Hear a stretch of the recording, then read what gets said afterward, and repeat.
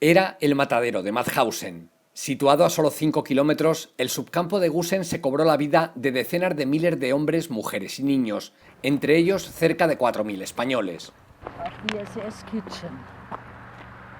Prisoners of the camp were strangled. La historiadora Marta Gammer nos acompaña en un recorrido por los escasos restos que quedan del siniestro campo. Una visita que nos llevará, de la mano del también historiador austriaco Rudolf Haunschmied, a adentrarnos en los interminables túneles de Gusen II, en cuya construcción perecieron miles de prisioneros. Gusen was a camp of extermination. This is a big difference.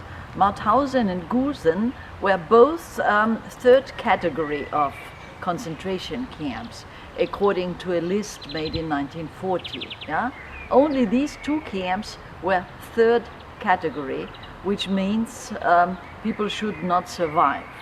But in Gusen, it was said they should not survive longer than 3 months.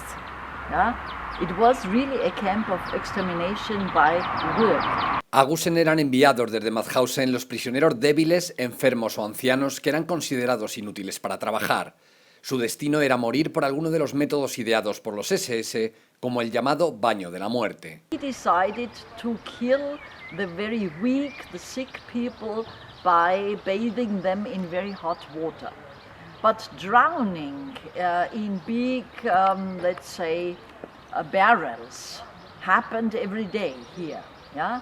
Those who were unable to work were drowned, shot, put into a gas. Yeah? This was the common use here for all the prisoners, whatever nation they were. Entre las decenas de miles de víctimas de Gusen hubo cerca de 4.000 deportados españoles. The Spanish were put to death. It was a death sentence to be sent to Gusen. We must say so. Secondly, they were hated for being communists. Third, they suffered from the cold. They suffered more than the Polish and the Soviets. They suffered from the cold. So many fell ill and were exterminated because they were unable to work.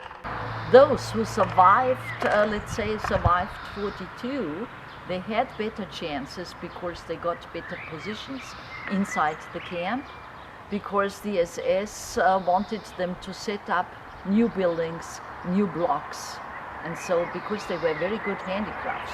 En los momentos finales de la guerra, la situación empeoró con la llegada de miles de prisioneros de Auschwitz y otros campos evacuados en las marchas de la muerte. In Gusen, it was a special action to put them in Block 31, which is most behind the revier, and gas them inside this block, 600 at once, and the next time 600, and so. This was the final period to exterminate as many as possible. Gusen, el matadero, el campo en el que los SS asesinaban impunemente, está hoy ocupado por un apacible barrio de chalets en cuyos jardines juguetean los niños austriacos mientras sus padres organizan barbacoas. La casa del comandante, puerta de entrada al recinto y lugar en que se torturaba a los deportados, ha sido reconvertida en una lujosa mansión.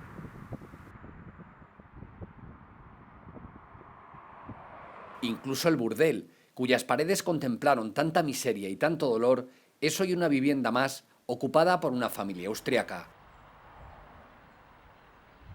Los pocos restos que quedan del campo, como el terrible molino de piedra en cuya construcción murieron miles de prisioneros, se conservan solo gracias a la pelea diaria de Marta Gammer y su organización de voluntarios austriacos. We must be well aware what had happened because it could happen once again. Yeah? We should be aware of all these crimes, what man is possible to do. Y si Marta es la heroína que salvaguarda la memoria del campo, el historiador local Rudolf Haunschmied es el máximo responsable de que los túneles no hayan sido destruidos y hoy puedan ser visitados por el público y especialmente por los familiares de las víctimas. Un lugar de memoria para recordar a quienes murieron excavando estas galerías en las que los nazis albergaron fábricas de armamento a resguardo de los bombardeos aliados. The working conditions in the tunnels were terrible for the inmates of Gusen II. As far as we know, the inmates had to suffer a very hot, warm climate, a very high humidity in these tunnels, much noise from the machines, from the machinery, and the problem was that the inmates, they suffered of hunger and thirst. So they didn't have enough drinking water, they didn't have enough food. Unfortunately, the average survival period of a healthy young man was only 3 to 4 months here at Bergkristall at Gusen II. And a Jewish inmate had much shorter living period. Jewish inmates, it is said that they had a survival period of only 1 or 2 weeks. What's also important is to note that most of the inmates of Gusen II had also a lack of sleep because they had to work in the production commands 2 times 12 hours and in the construction commands 3 times 8 hours. And some of the inmates, they fell into sleep at the workplace.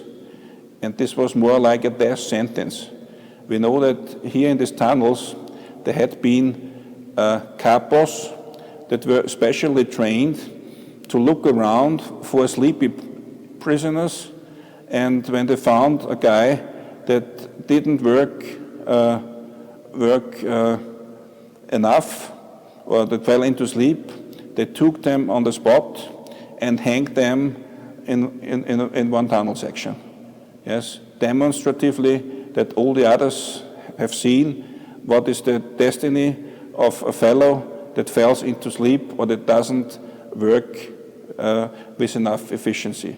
La cifra oficial de víctimas que se cobraron estos túneles es de 8.500. Sin embargo, Haunschmied advierte que muchos miles de hombres, mujeres y niños perecieron sin que sus nombres fueran registrados en los libros de entrada al campo. Certain railway transports kept standing on the free railways, also on the Schleppbahn, the SS railway between the St. Georgen station and Gusen concentration camp, in the cold winter nights at minus 14, 15 degrees Celsius for a few days. So, and they keep them standing in the cold wagons until hundreds of them were frozen to death. So, and then when nobody moved in this railway car, then they took them and took the corpses out. And also these people that already arrived here were never registered. We also know from groups of children that came to Gusen that were outside of these tunnels. Local villagers told us that they've seen hundreds of Jewish boys waiting outside of the tunnel for the destiny. Then next hour, next day, they were away. Nobody knows where they have been sent to. Yes, but we know also from a group of children, Jewish children, that were younger age, around 5, 6, 7, and 400 of them, more than 400 of them, were killed by lethal heart injection in Camp Gusen I, just to get rid of them. Yes, but this is one of the seldom occasions that are documented, but we expect that there had been many such cases that never were worse to be documented by the SS. Al igual que Martha Gammer, Rudolf Haunschmied se enfrenta cada día a un sector de la sociedad austriaca que desearía sepultar para siempre estos túneles y su negra historia.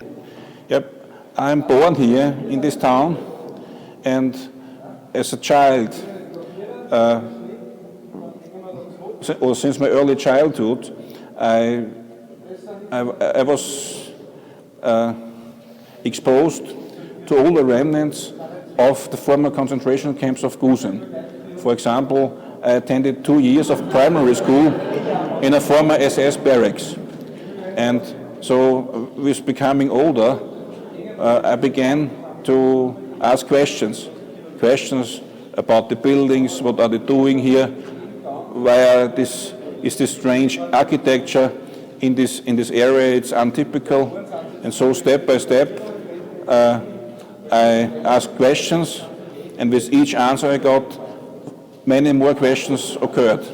So within the last 30 years, I stepped deeper and deeper into the history of Gusen. And for me it's important also to state that I could not learn all the history of Gusen here in the area itself. I had the grace to get into contact with many survivors scattered all around the world. What I found is that Gusen is in many aspects a more important location than the parent camp Mauthausen itself. And I'm sure that also the Spanish people will discover that Gusen is a more important place also for the Spanish victims than the mother camp itself.